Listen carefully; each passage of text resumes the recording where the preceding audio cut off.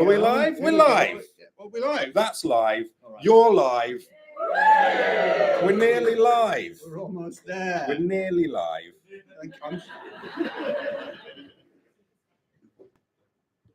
Well, that's a delayed image. I just moved the camera, and now it's going to be like 12 minutes before I see if I moved it to a good position.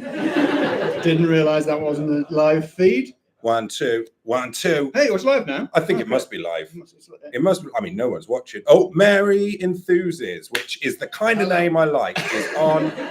Mary, I hope you can hear us. Hi, Mary. Can you hear me, Mary? I'll find out in a couple of minutes because there's a delay. I'm presuming that you can hear me here. Yeah? Yeah. Okay, that's good news. I didn't sort my hair out before the stream started. Me now I'm just doing it in the camera. Sorted. As good as it gets. Listen, everyone, including Mary Enthuses, spoiler alert, Mary Enthuses can hear us. It's working. It's not just Mary enthusing at this point. We're all enthusing. Now then, I feel I want to let you on the internet into a little secret. I've been faffing for 20 minutes now, and that was normally the time that I spend researching the show. So there's a slight chance that this may not be coming together as well as possible, but I think I can do it. You know what? I believe in you as a very kind audience. So are we just going to memory blank all of that and just start the show again? Yeah, let's do just the music and everything. Yeah, let's do the music and everything. And we need full energy from you, because James, I haven't slept for 3 days, and James has been faffing. Yes, for 3 days. For 3 days. 3 days of preparatory faffing. Yeah, hit it, Lewis. We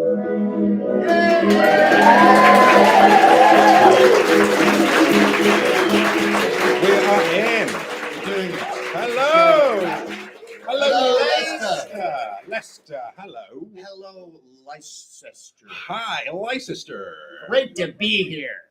Good to be here. We're the Loremen. Yes. Played by Dan Aykroyd. Both of us. But the two Dan Aykroyds. It's the Blues Brothers film nobody wanted. Good afternoon, law folk. How's everybody law folkening? Yeah, that was a tough question to answer, but you did it well. Thank you very much for coming. Thanks for having us again in Leicester. Alistair, how are you doing? I'm doing very well. This is my 4th show of the Leicester Festival, and I was here in this exact spot yesterday when I heard the sound of a ghost. What? And I believe we've got the bikers who previous podcast listeners might recognize from a previous podcast. Bikers in the front row, and the bikers were here yesterday when I was on stage talking away, doing my stand-up comedy act. Yeah. And I do want people to laugh, but not at the idea of it. They were remembering a funny joke. Thank you. And overhead, we heard a sound that I'll try to recreate now, which was a dum dum dum dum dum dum dum sound of footsteps running. And we felt them move. What did you think it was? I thought it was the end of EastEnders. And we felt them describe a curve around above my head. Really? It was very distracting. We all heard it.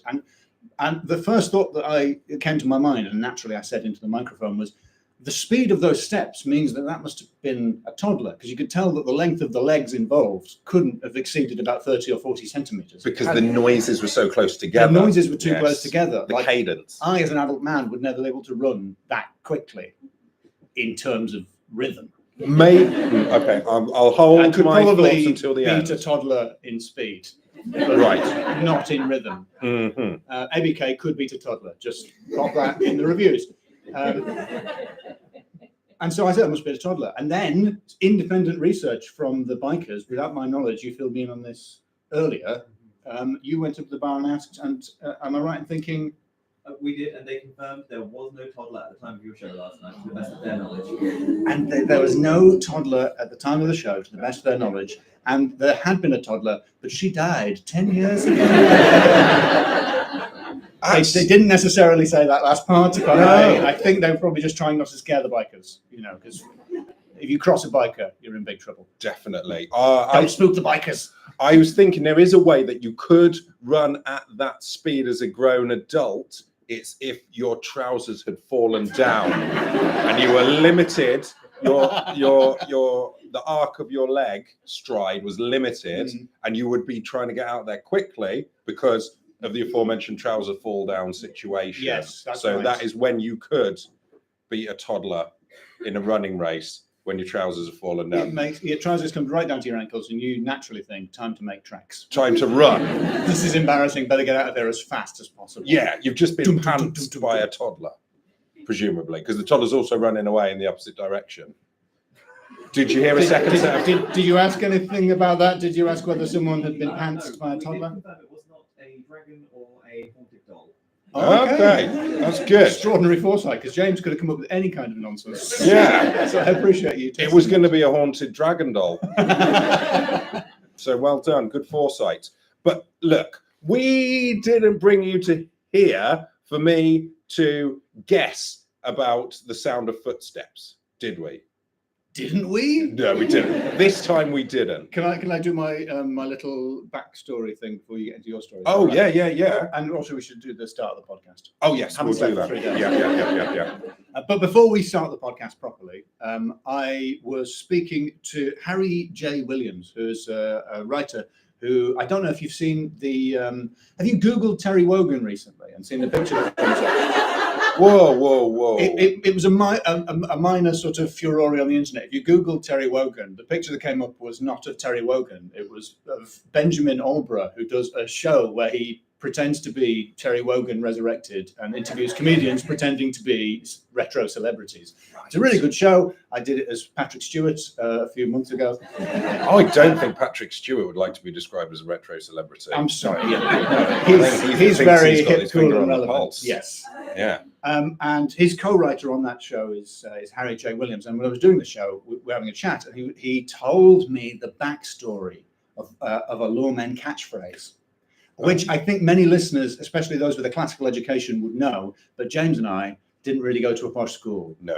We actually went to different schools. Yes. But neither of them were very posh. Well, mine was called the top school because it was on the hill. And being high up was the highest ambition anyone in the area could imagine. Absolutely. So, in the olden days, I'm sure we all recall, Xenophon was a soldier of ancient Greek origin. Hey, mate, whoa. Is this getting... Bit racist. No, a bit Scientologist. Xenophonic. Oh, no. Is that Is that a Scientology guy? Any Scientologists in the room? Xenu. No, Is he Xenu to his mates? No. So, sorry, Xenophon. Xenophon. Totally different. So there was the ancient Greek soldier Xenophon. He and his men, they'd been soundly defeated, terrible defeat, and they had no choice but to march for, I don't know, about 3 months, I think, back home. So it was hugely dangerous, hugely embarrassing. And he wrote his account of it in something called the Anabasis. Again, pronunciations, I don't know. Didn't learn this in school. Anna who? Basis, I hardly know, sis. And for a long time in England, a schoolboy's Greek would involve translating the Anabasis into English. So everybody who was an educated man would have read it. And the soldiers did this long, difficult hike. And then at one point, there's a sort of furore up ahead, and people are chattering away, and the men are shouting. And so Xenophon rides forward to see what it is that's caused such chaos. And it's that they're shouting. He finds them and they're shouting, Thalassa, Thalassa. I'm sorry, I'll do it in a proper Greek accent. Thalassa, Thalassa. Or Thalata, Thalata. Oh, very good. Probably not.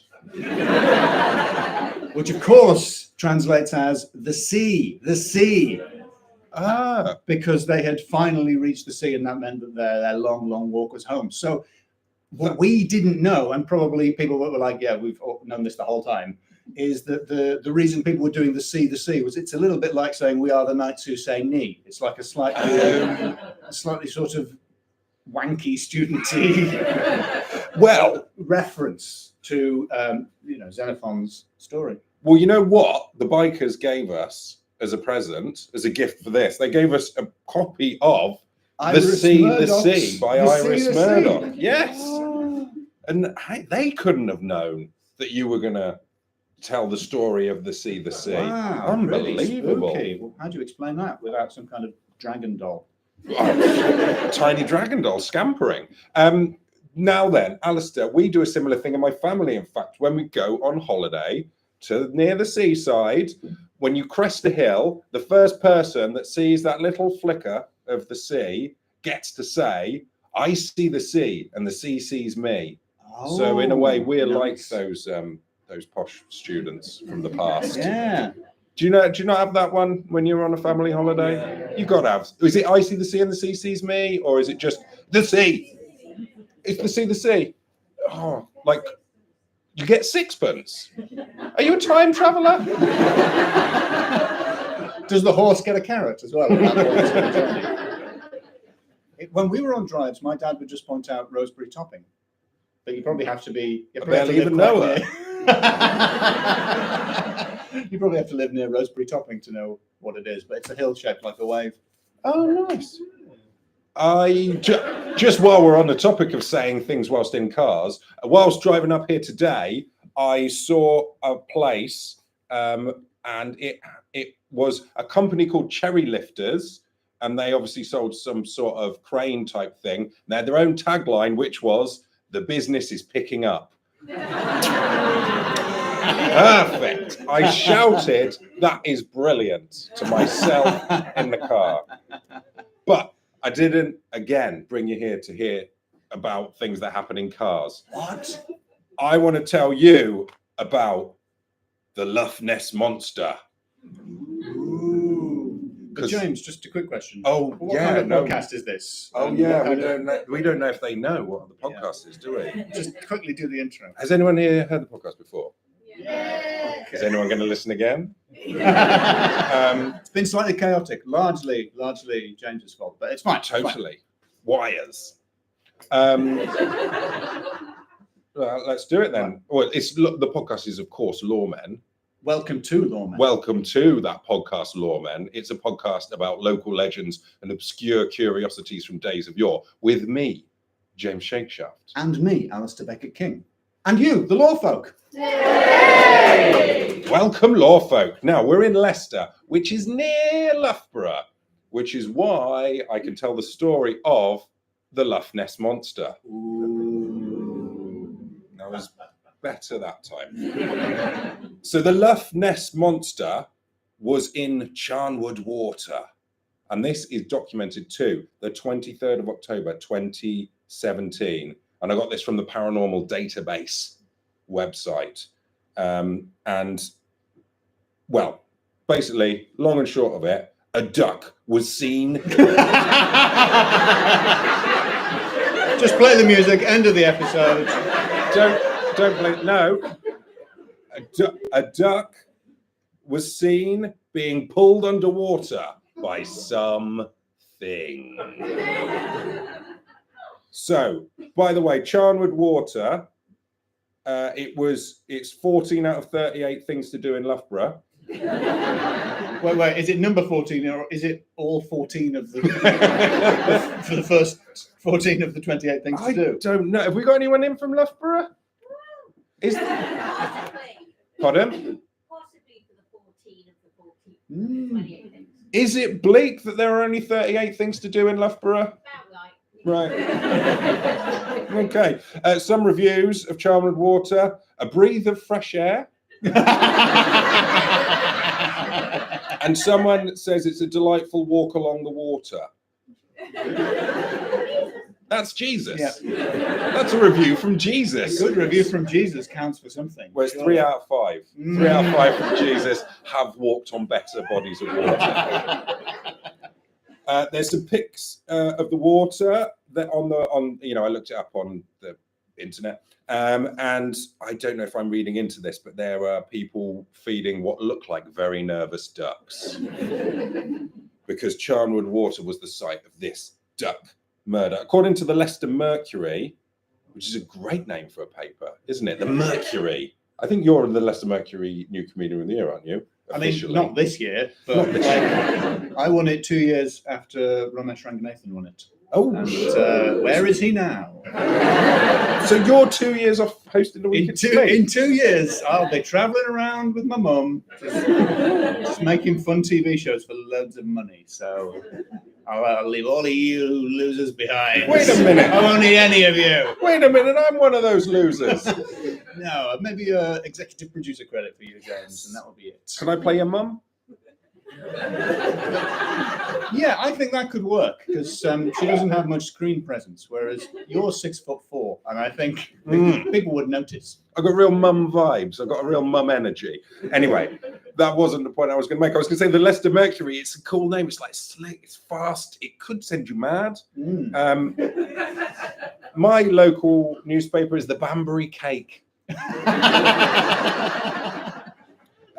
So yeah, according to that, the headline: water monster spotted devouring duck at Loughborough beauty spot.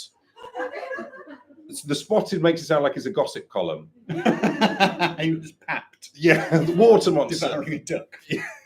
Yeah, like a werewolf was spotted falling out of a nightclub on a full moon. A tall, hairy humanoid was overheard at a party explaining that it's not all to scale. Cryptid in 3 in a shed romp. At a door marked scandal. According to The Sun, about the same story, a snake-like monster killed and ate a duck, according to horrified Walker. Now, killed and ate, whilst that is probably accurate, it seems to be over-egging it. And I would argue that if it didn't kill it before it ate it, that's a worse scenario. So come on, The Sun, let's have a little bit of balance.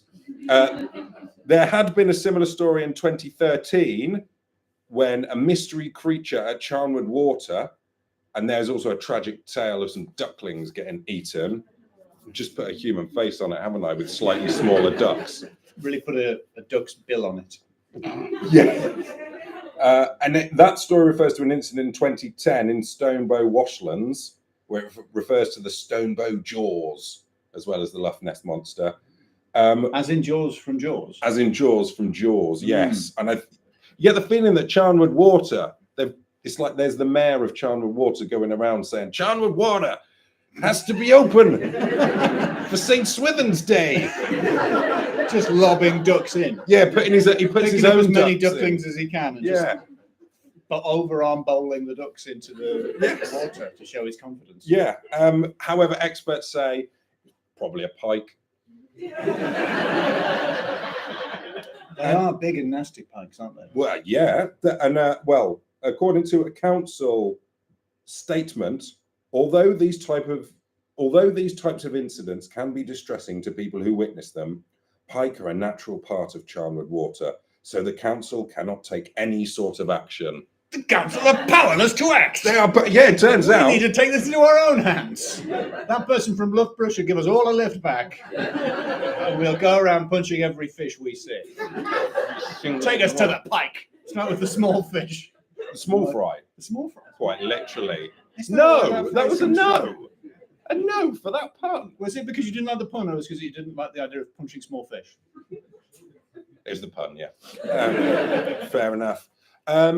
Right, all right then. Okay then, you didn't like that. Could it have been a duck diving?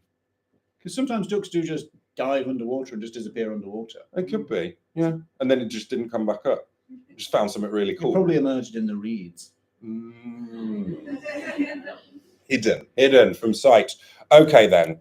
In which case, I'm going to move on to my second story, which is the Dark Torpedo, which is not a similar pike. That could, you'd think that would be another story about a pike, but this one actually took place in the air, which is the opposite of water, scientifically speaking. So grateful for the tour part of the title of this story. This was a UFO. No, this was. Just think it, don't say it. This was a UFO which was seen over Market Harborough. Yes, From the train. from Pamp as well. Oh, yeah. Pamp's place. This happened in the 1900s, and basically in 1909, someone saw something in the sky that was long and sort of torpedo shaped. and it was moving around quite fast. So on the 11th of May 1909, there were a bunch of sightings of a mystery airship over Ipswich, Cardiff, and Dublin. It had 2 lights, and it would fly around 1 a.m. in the morning, and it would travel at a rapid rate, and it acquired the name Scareship. Ooh, that's great. I was going to ask that. Excuse my naval ignorance, but when were torpedoes invented? Did they have torpedoes in 1909? To be able to say it was torpedo shaped, or is that a later? I think that's a later addition to the moniker. But I don't. I don't know. Who saw Scareship and thought that needed improving on? So there was one scene in Wroxham in Norfolk, and just all over somewhere in Wales. And the thing is, you think, oh, maybe that's a Zeppelin. There weren't that many Zeppelins back then. Alistair, what do you know about Zeppelins? Well, they are balloons that like dirigibles, and they've got, I want to say, hydrogen in them. Yeah, I think back then they did, definitely. Very small molecule, very hard to keep in a huge bag. You're asking for trouble. Well, you're going to get, the humanity at some point, surely. That blooming humanity. We put too much humanity in it and it popped. Yes, exactly. It's the most dangerous of all the prey. The most dangerous game. No, right, okay. I've got a small history of airships. In 1670, the Jesuit father Francesco Lana de Terzi, who is sometimes referred to as the father of aeronautics, he came up with an idea for an airship that, if you will pardon the pun, did not get off the ground. That was like they feel sorry for me. I'm not impressed by that. I came up with the idea of a giant papier-mâché dinosaur full of juice when I was a kid. That's a good idea. I didn't actually do it. I can't. If someone else did that, I couldn't take credit for that. His idea, though, I'm no scientist, right? But it was basically, the picture is of a normal boat with 4 balloon-looking things, but those balloon-looking things are made out of copper, and the idea was that you would put a vacuum in each of those things, and a vacuum, and I believe the science works out, a vacuum is lighter than air, so it would give you lift. But the problem is having... No, he's nailed it, But we take it all back. Lana de Terzi. Francesco Lana de Terzi. Would that work? No. Because why not? But isn't there a vacuum in like a flask, and it's not always shooting up to the ceiling? Maybe it's lighter than it should be. Maybe that's why they made them out of metal, so it falls back down. Biker, are you a scientist? Sort of. It's just that the mass of the exterior copper and the weight of the boat itself would mean it just would not be feasible. It wouldn't float. But if you could make a light enough boat or a big enough copper balloon. Even so, it's just exponential. By the time you've made that much copper, as a surround, you would literally have to completely equalize the mass of the copper before it could be allowed to float. So it's just unfeasible. Yeah, okay. That's a good point. Weighing nothing, you'd have to actually weigh negatively, and that's why they have rotors on helicopters, I suppose, to push down. I guess. Oh, I thought that was just when you said vacuum. I thought you meant like a Hoover, pointed upwards to the sky, and sucking themselves towards heaven. So you just suck yourself up to heaven. I mean, I'm not good. I don't want you to spoil this, scientist. I'm going to believe in that. Maybe? Could that work? Yes. Thank you. Thank you, scientist. Biker scientist. Biker scientist. For the purposes of the listener. Right. So very briefly, I'm going to just want to come away from that because my recording device has died. Lewis, are we still recording at the back? Fingers crossed. Yeah. Thanks. Okay, that wasn't funny, was it? That was a little peek into my terror. Right, okay, but what is funny is in 1902, Stanley Spencer flew airships. He flew an airship from Crystal Palace, friend of the show. Yeah. We wanted to fly it to St. Paul's, but it was too foggy, so he just buzzed Clapham on the way, and he flew. He did. He came down in his big old airship, really low down to Clapham Common, and people were astounded because this is 1902.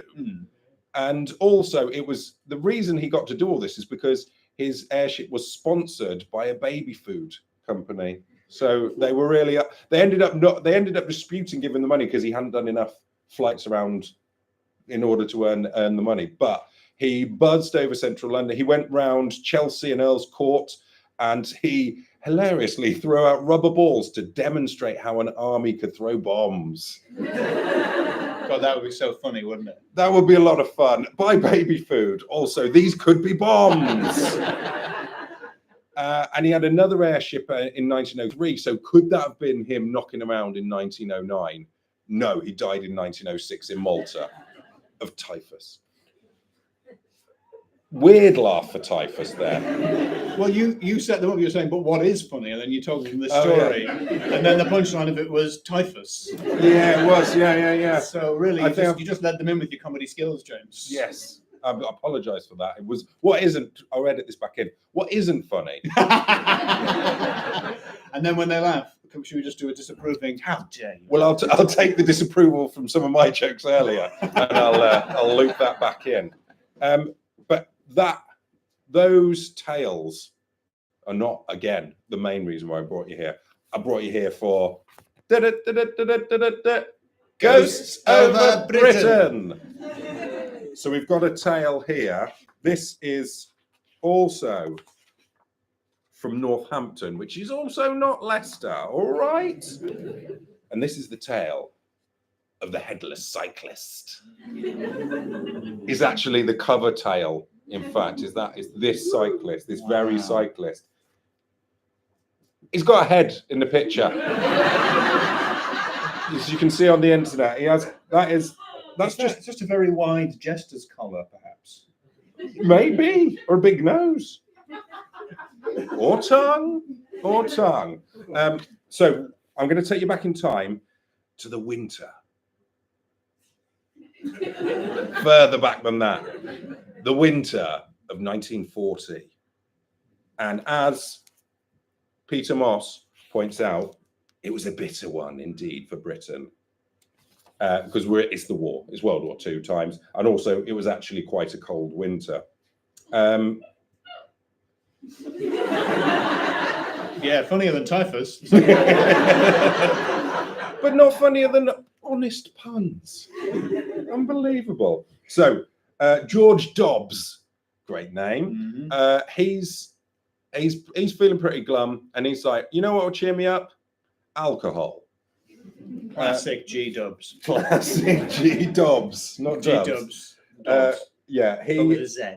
he wants to go to the pub, so he decides to go to the Fox and Hounds. There we go. That's tonight's show is brought to you by the Fox and Hounds pub in Northampton. That's like a ding ding of a tiny train. And on the way, he stopped off at a different pub to have some beer on the way. Yeah, a little pre-pub pub. Yeah, It's just a legend. just a bit of walking around beer. And so yeah, he goes there.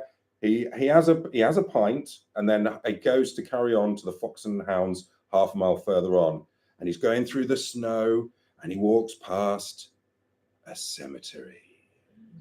And on the way past the cemetery gates, he notices a car, which is right to who. There was a small loo there, and they were right because there weren't that many cars around at the time, and it was a war. Didn't you know there was a war on? I didn't know anything about this. Oh, it's in 1940. Oh, big! You should check it out. I will. It sounds right up my street. So there was a car going through the snow. It says there was snow all over the ground. I guess there was a shortage of salt, perhaps because of the war. I don't know. And he looked up, and illuminated against the headlights, silhouetted rather against the headlights, was a cyclist cycling towards him, struggling to keep their balance, heads ducked down low, it seems. bit of foreshadowing there. I think we all know that this cyclist has no head. But Is it- I like the way James is playing along like, oh, maybe the head is just invisible from this angle. Maybe is he just got his head ducked down or something? I can't really tell. He's silhouetted. This is my George Dobbs impression. It's quite similar to me. He just embodied the character so much. We were all Yeah. captured by the moment. Well, I've been method George Dobbsing for From my the start entire of the life. podcast. Yeah, he was also very bad with wires. And he saw this guy, and this guy was struggling along. The car was obviously also going slow because it was ever so snowy. And this guy must have had some sort of scarf wrapped up because you couldn't see his head. And then the car's coming right up to this guy, and it's getting closer and closer. And then it's not slowing down. In fact, it says here, the engine was growling in a low gear, unchanged. And he saw with horror that the vehicle was almost upon the unfortunate cyclist, who, fighting desperately to keep his machine upright, seemed quite oblivious of the car immediately behind him. And before George had time to collect his thoughts, I don't think he had many, but he's evidently quite a slow collector of thoughts. But the car, level with him, without stopping, didn't even slow down a bit. It just crawled past through the cyclist. And George was like, what? And looked around, there's no cyclist there at all. There's no cyclist in the side of the road, like led up in a snowdrift. The car just carries on trundling on at 50 miles an hour. No cyclist all flattened like a cartoon character. No, against no the one going, snow. whoo, whoo, whoo, whoo, like that. Nothing for him to inflate with a handy bicycle pump. No cyclist-shaped hole in the vehicle. No, Perfectly outlining a lack of head. No? absolutely Wow. not at all. And I think those are the two options, really, aren't they? I was trying to think of a third option. There isn't a third And that was that they sort of combined together and sort of squish up like it was like a David Cronenberg. Yeah, like a David Cronenberg film set in 1940 near a pub. A very slow crash. Yeah. That's a very good reference. I was trying to think of something to do with existence with a Z, and I was just going to call it pints with a Z, but that wouldn't have made as much sense as what you said. So I'm glad you said that. Thank you. Cheers. But yeah, there was nothing. He crossed and recrossed the road. There was nothing. No mangled and broken human body. No tangled and wrecked cycle. Oh. I mean, these ducklings have got the most sympathy. The ducklings and me for doing bad puns have got the most sympathy this show. But yeah, there's nothing. So he was shook up. So he carried on as quick as he could to the pub. Of course, the Fox and Hounds, ding ding. To the second main pub of the evening. Yeah, and it says, despite the inner and outer warmth there and the comforting presence of human company, he was too agitated to stay long. Because he was, on one hand, he's worried that there's a guy out there in the snow who's been run over by a car, or there's a ghost out there, or something, or there's a human-shaped hole in a car, potentially, as discussed. So he just goes back home. He retraces his steps. He looks again. There's nothing there. He goes back home, and his wife greets him, ironically enough, with, "Whatever happened to you? You look as though you've seen a ghost." No, wife. Mrs. Dobbs, if only you knew. It's changed his voice quite a lot, this experience. Previously, he sounded exactly like you, and now he's all like, "Oh, wife." I forgot he was from the 40s, where they didn't have bass on recordings, so they all talk like that. Like Chris Cantrip. Yes, I forgot that was that impression. So she heard the story, and she was kind of laughing it off, but George knew what he had seen, or not seen, or sort of half seen, but he knew he'd seen something. And about 2 years later, 1942 kind of time, he's back at the bar of the Fox and Hounds, and there is an article on ghosts in, as Peter Moss says here, the abbreviated sheet that passed in wartime for a newspaper. Ooh! Ouch! Yikes, Ooh. Peter Moss! what? He's burning Meow. the idea of wartime newspapers. Give them a break. There was a war on. Exactly. But yeah, the conversation had turned to the supernatural, and everyone was kind of, "Ooh, poor lads, we're lads in the pub in the 40s, and yeah, we're spilling our beers, we don't care." I sort of think those lads might have been a little occupied during the 40s. Maybe they were just all like, "Hey, we're 23-year-old lads, Second World War." I think they had some stuff on, schedule-wise. We've either just been or about to be in actual fighting, or we're not allowed to do fighting for some reason. Lads. I think they'd be the weedy ones. They're the more asthmatic ones. It'd be like, lads, I've got flat feet.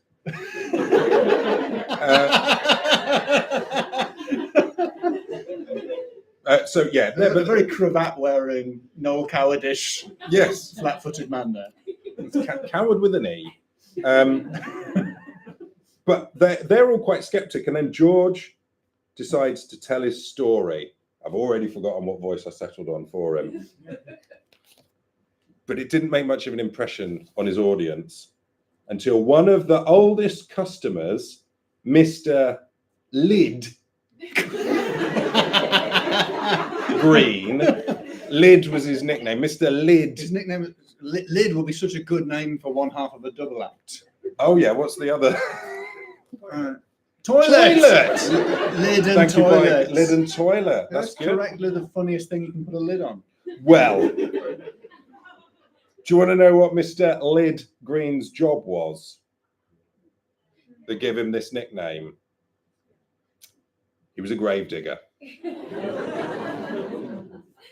It's his lid, because he puts the lid on the coffins. Like the lid of life. The lid for life, yeah. The lid for life. The lid for life, yeah. It's my new Tupperware range coming out with.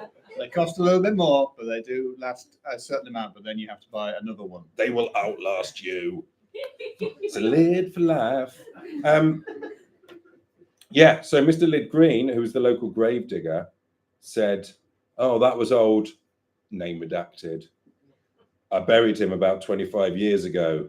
There was deep snow at the time, and he was knocked off his bike just by the cemetery gates." Convenient. bit of a time saver for him, you know. Yeah, and even more. When one door closes, another one opens. It's an ill wind that blows nobody no good. In the crash, his head was torn off his body. Again, even more convenient, I suppose. Yeah. You don't need to do as big. Get a I'm smaller guessing. coffin. We've got one like an extra small we've never used. Yeah. Just Yeah. pop him in that. Yeah. And if the head turns up, that's someone else's problem. We'll pretend it didn't. Yeah, so that was the tale of the Headless Cyclist, told by W.G. Dobbs, Northampton. Billy Dobbs, same guy. No, probably the son. Probably the son, actually. Different Dobbs. So there you go. That's pretty scary, right? Absolutely terrifying. Yeah. So are you ready to score line? Oh, yeah, I'd love to score it. Will the audience help me with the scores? Yes. Okay. All right, James, for the I just benefit missed my of the mouth. listener, I think you might have seen on the internet, James poured water all down himself there. Well, I did all the stuff, the normal stuff you do when you take a drink, except the mouth bit. Did all this hand, no complaints. No complaints at all from any of this, including gravity. However, this area, no. So, to the scores. Are you, Alistair, and the people of Leicester Comedy Festival 2025 ready to score me? 2025. Yes. Okay then. That was actually really quiet and That was unenthusiastic. too quiet for the We recording. might ask that again, just so that it comes out on the tape and it sounds like you're having a good time. Mhm. Don't tell anyone how bad it actually was. Are you? They sound like they're going to tell people I think about they all are. of the faff at the start. Yeah. Are you ready to score James's stories? You ready to, don't make it unrealistically enthusiastic. You ready to join me in passing judgment on Willie Dubs and et al? I think we need a category as well. We'll need one category from you and from you, the internet, please. So we'll keep an eye on that. Whilst we do, I've somehow got wind from still water. I don't know how that happens. It's because the water didn't go in your mouth and you just, Oh, yeah. you just drank air. Right then, let's do it. First up, let's go with naming. Naming. Naming, come on. Well, I enjoyed Dobbs as a surname. Dobbsy. It sounds a bit like Dubs. Does. What other names did we have? We had the Lough Ness Monster. Yes, a sort of off-brand, Yeah. sort of like corner shop Coca-Cola kind of a Loch Ness Monster. Yes, very difficult to Google as well. Very difficult because it come. Did you mean Loch Ness Monster? No, I meant Lough Ness Monster. Also, the Stonebow Jaws. What was that? I don't That was the remember you other. saying That was a different pike. Oh, okay. That was yes. That was the name of a big fish. Yes. The Leicester Mercury. Great name for a newspaper. The yes. Banbury Cake. Terrible name for a newspaper. What about that road sign that I saw? That was good. Oh yeah, and cherry pickers. Cherry lifters. Cherry The lifters. business is picking up. I think it might have shut down. We had probably the best word anyone's ever said on our podcast. Yep. Scare ship. Scare ship. Scare ship. It's the scariest ship. The Jesuit Father Francesco Lana de Terzi, the father of aeronautics. Sky Daddy. Sky Daddy and the Scare Ships. And this is our new album. Stanley Spencer. That's The rubbish. other That's name. rubbish. Um, And of course, typhus, the funniest disease. Very funny name for a disease. Turns out it's different to typhoid as well. Is it? Yeah. Because I wrote typhoid and I thought, hold on, they did call it typhus in the thing. I'm going to check. Two different things. Oh, Different typhoid sounds bacteria. more futuristic. Yeah, it does, doesn't it? Yeah. Like it sounds like someone who. The typhoids. Or they, Yeah, like I like Bit of that typhoid. If I was a baddie in Star Wars, I'd fly in a typhoider. Maybe. That's yeah. Those are the lot. So what do you reckon? Should we get a bit? while of we're in names, James, you told me an anecdote before we started. Ah, that yes. It isn't relevant to the story, but I think the audience will enjoy. Okay. It's pertinent to this category. So, I have a young child who's 6, and we were watching the internet. One of them YouTube videos where someone talks about a film, and we were watching someone doing a deep dive breakdown into Batman Forever. Directed by Joel Schumacher. Joel Schumacher. And my 6-year-old, every time the guy on the video referred to a choice that had been made by Schumacher, or, it was Schumacher's choice to put nipples on the bat suit, my child, in the voice of someone who was correcting someone, said, Chewbacca. Chewbacca. Isn't it lovely to think that Chewbacca's first name is Joel? And they're referring to him by his surname because he's at work. Yeah, most of the. Have you seen Chewbacca? What? Who do you mean? Joel Chewbacca. Well, do you know what that translates as from Wookiees? Yeah. Actually means, Chewbacca was my father's name. Call me Joel. I think it's 5 out of 5. Yes. The names, mainly for Scare Ship, also for Joel Chewbacca. Yes. Wonderful. Thank you very much. So then, next category, supernatural. Right, come on then. Okay. Come on. What did we have? We have some fish. The first half of the episode was mostly just fish Mm-hmm. going about their business. Either fish of the sea or fish of the air. The Scare Ship. Yes, but the fish that the council cannot touch because it's out of their jurisdiction. Hey. And we need some kind of maverick fish puncher to deal with. So that A fish puncher. a fish puncher, Are like, you- like a cow puncher for fish. No, sorry. Now I understand. Like a cow puncher, but for fish. Yes. A fish puncher. A fish puncher. Okay. And then what do we have? Okay, the Headless Cyclist, obviously, classic ghost story. Yeah. Terrific ghost story. Logically, it doesn't check out, of course, because presumably, again, I'm no scientist, but he lost his head in the accident So him recreating the accident, and he already hasn't got a head. An embarrassing continuity error. Yeah. But you can see why he might have got run over, because he wouldn't have been able to hear the car because he didn't have any ears at all. No way. It was 1940. What did the horn sound like in those days? I think he's just grabbed. I think in your act out, he grabbed a duck. He's the Lobbed it original. at the cyclist, took his head clean off. The original Lough Ness monster was just a guy with a car. Quack, quack. Did David Goals voice that duck? Who's David Goals? If he's not a footballer, then nominative determinism does not work. It might be Goals. He's one of the Muppeteers who voices like all of the characters who have that sort of voice. I can't do. So any Muppet enthusiasts listening will have totally got that reference. Thank you. High five, but both our hands are wearing puppets. They're just kissing. High five, but it's two Muppets headbutting each other.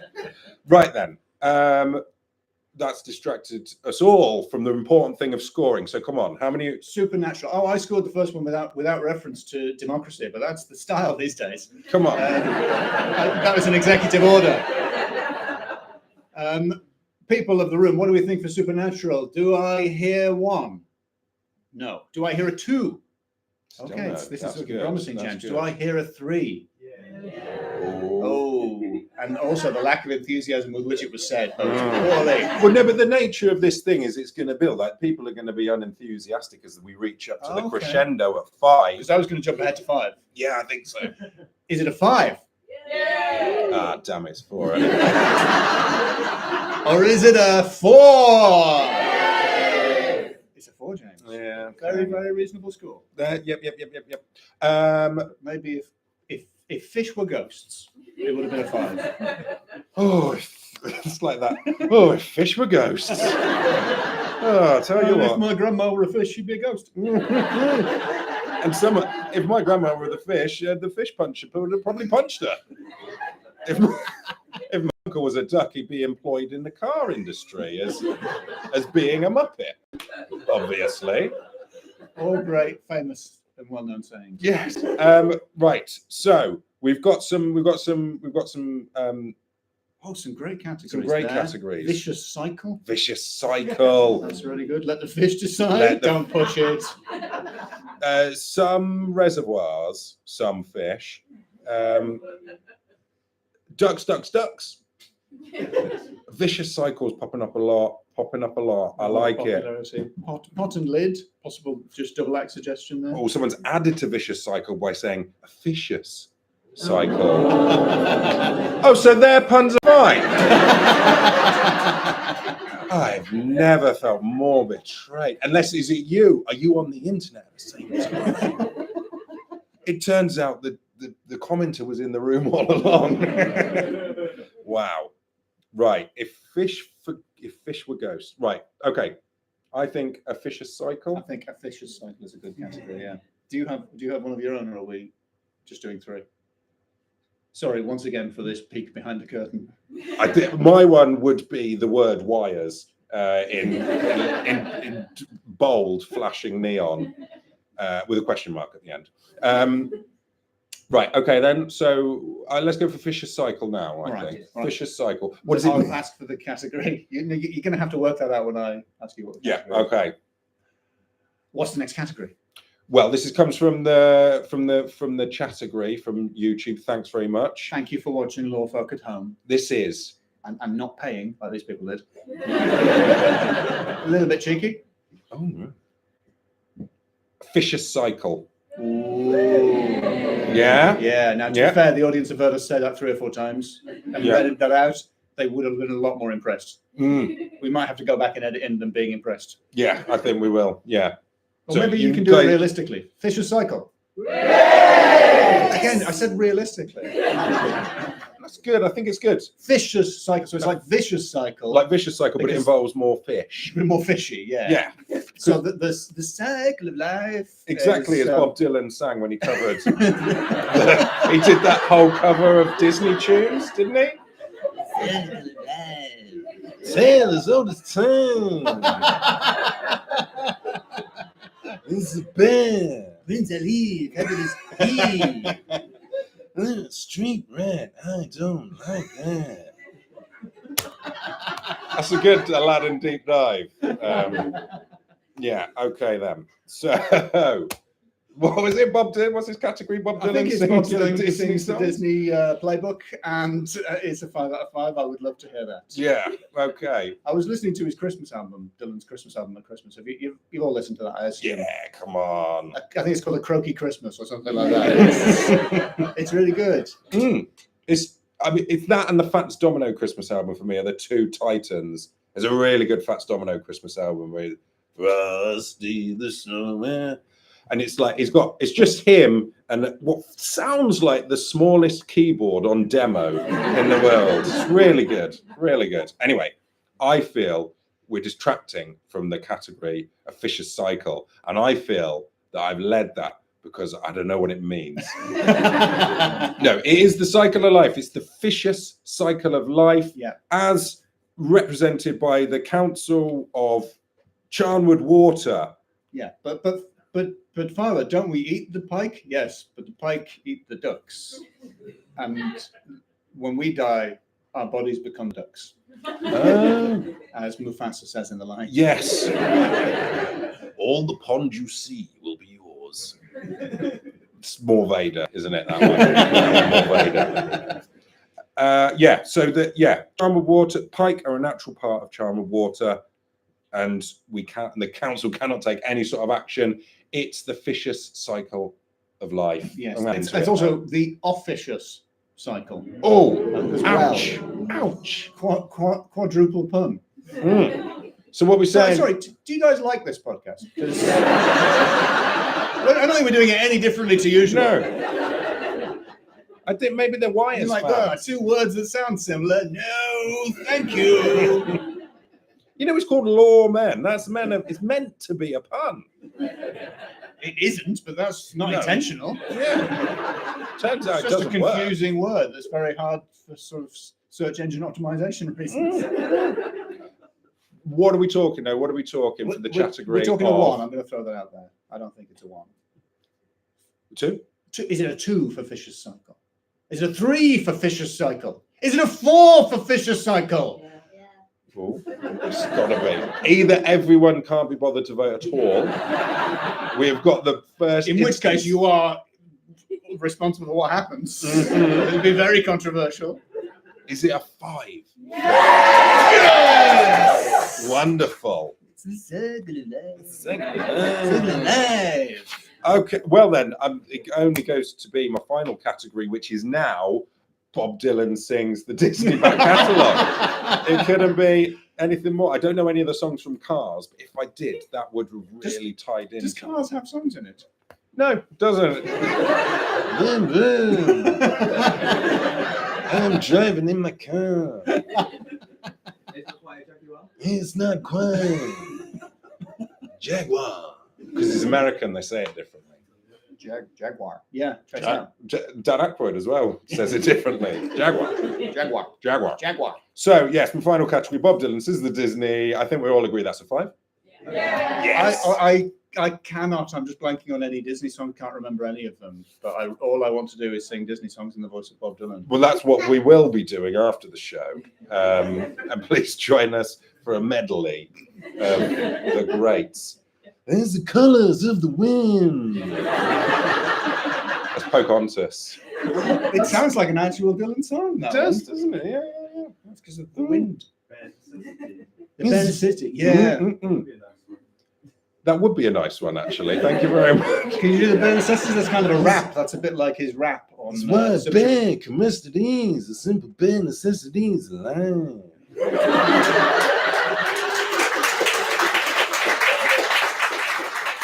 A round of applause after so much research. Yeah. He did so much work in this episode. He ain't never had a friend like me. And on that note, I think we're going to get copyright done on YouTube. People are like, you're not allowed to actually broadcast real Bob Dylan songs. The numbers shooting up. Bob Dylan's he's doing deep fake face of George Dobbs, and he's on the internet singing and punning. I feel I should have stopped earlier whilst I was doing the Dylan song. So Never mind. see you, the internet. Thanks. Oh, are you about to end the stream? Shall we end the stream? Oh, with that amount of ceremony? She was like, yeah, that tailed off a bit. Click, gone. I'll probably wave because I still wave at the end of Zoom calls. Yeah, but have you got click, end stream, and then wave? Nobody Oh yeah, can see that. that's why people keep telling me I'm rude. End stream. Oh, wait, will we get cancelled on YouTube because I flicked the V's? Nah, they don't have the V's They in don't know what America. the V's are. They don't know what the V's are. Don't keep doing it though. They'll work it out. They will work it out. AI exists. Stop doing the V's.